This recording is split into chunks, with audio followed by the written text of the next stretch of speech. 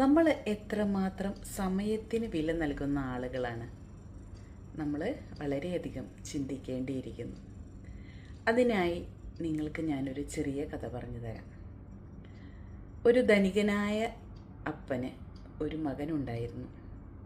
ഈ അപ്പൻ വളരെ ഹാർഡ് വർക്കിങ്ങും അദ്ദേഹത്തിൻ്റെ ജോലിയിൽ വളരെ സത്യസന്ധമായും ജോലി ചെയ്യുന്ന ആളായിരുന്നു. അപ്പോൾ ഈ ഇദ്ദേഹത്തിൻ്റെ മകൻ വളരെ ലേസി ആയിരുന്നു. അവന് പഠിക്കാനോ ജോലിയെടുക്കാനോ ഒരു കാര്യത്തിലും യാതൊരു താല്പര്യവും ഉണ്ടായിരുന്നില്ല. അപ്പോൾ ഈ ഫാദർ തീരുമാനിച്ചു, ഇവനെ ഇതിനെക്കുറിച്ചൊന്ന് മനസ്സിലാക്കി കൊടുക്കണം. അങ്ങനെ മനസ്സിലാക്കി കൊടുക്കണമെന്ന ചിന്തയോടുകൂടി ഒരു ദിവസം ഈ കുഞ്ഞിനെയും കൂട്ടി ഈ അപ്പൻ ഒരു സ്ട്രീറ്റിലേക്ക് പോയി. അങ്ങനെ സ്ട്രീറ്റിലേക്ക് പോകുന്ന സമയത്ത് അവിടെ 3 ഭിക്ഷക്കാരിരിക്കുന്നത് കണ്ടു. അപ്പോൾ ഈ 3 ഭിക്ഷക്കാർക്കും ഇദ്ദേഹം കുറച്ച് പൈസ വീതം നൽകി. അപ്പോൾ ഈ മകൻ വിചാരിച്ചു, ഞാൻ ചോദിച്ചാൽ ഒരു ഇച്ചിരി പൈസ പോലും തരാൻ മടിയുള്ള അപ്പൻ എന്തുകൊണ്ട് ഇവർക്ക് ഫ്രീ ആയിട്ട് പൈസ കൊടുക്കുന്നുവെന്ന് ഈ മകൻ വിചാരിച്ചു. പക്ഷെ അവൻ ചോദിക്കാനൊന്നും നിന്നില്ല. അത് കഴിഞ്ഞ് കുറച്ച് മാസങ്ങൾ കഴിഞ്ഞപ്പോൾ ഈ ഫാദർ പിന്നെയും ഇവനെയും കൂട്ടി ഈ സ്ട്രീറ്റിലേക്ക് പോയി. അവിടെ ചെല്ലുമ്പോൾ അന്ന് പൈസ കൊടുത്ത ഒരാൾ സ്റ്റിൽ അവിടെ തന്നെ ഭിക്ഷ യാചിച്ചുകൊണ്ടിരിക്കുന്നത് കണ്ടു.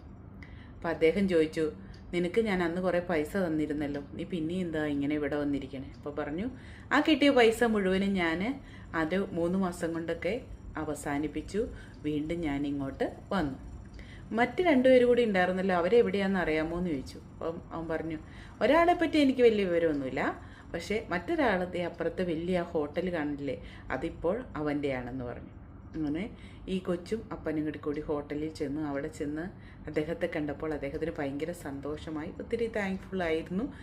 അങ്ങനെ അദ്ദേഹത്തോട് ചോദിച്ചു, മറ്റേ ആളെ അറിയുമെന്ന് ചോദിച്ചു കഴിഞ്ഞപ്പോൾ പറഞ്ഞു, അവനപ്പുറത്ത് ചൂത് കളിച്ച് അവനുണ്ടാക്കുന്ന പൈസകളിൽ കൂടുതൽ പൈസ നഷ്ടത്തിൽ, അവൻ പണ്ട് ജീവിച്ചേക്കാളും ലോസിൽ അവനിപ്പോഴും ജീവിക്കുന്നുണ്ടെന്ന് പറഞ്ഞു. അപ്പോൾ ഈ 3 പേരെയും കമ്പയർ ചെയ്ത് ഈ ഫാദർ ആ കുഞ്ഞിന് പറഞ്ഞു കൊടുത്തു, ഇപ്പോൾ നിനക്ക് മനസ്സിലായോ, നമ്മൾക്ക് കയ്യിൽ പൈസയുണ്ട്.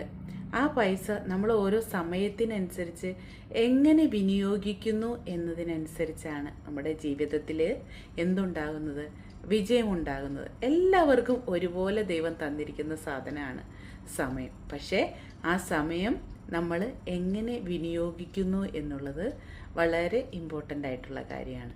എല്ലാവർക്കും അവരവരുടെ സമയത്തെ വളരെ വിലപ്രദമായ രീതിയിൽ നന്നായി ഉപയോഗിക്കുവാനായിട്ട് സാധിക്കട്ടെ എന്ന് പ്രാർത്ഥിച്ചുകൊണ്ട് എല്ലാവർക്കും നല്ലൊരു പ്രഭാതം നേർന്നുകൊണ്ട് ബൈ.